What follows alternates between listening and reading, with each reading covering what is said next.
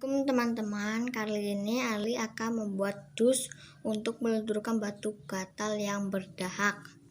Inilah yang bahan-bahannya. Ini namanya daun sirisida. Ini fungsinya untuk menghentikan batuk.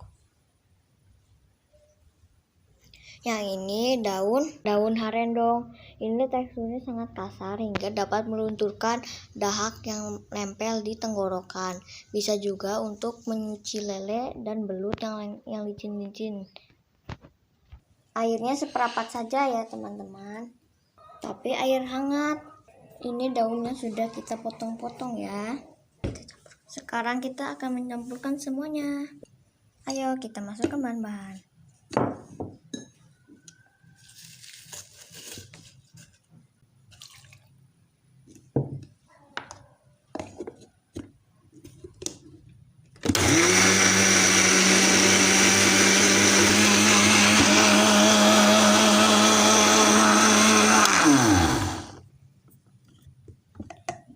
Jusnya sudah jadi teman-teman.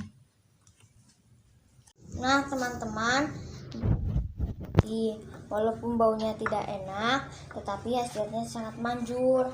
Kakekku kalau sakit batuk minumnya ini, setengah jam saja langsung sembuh loh.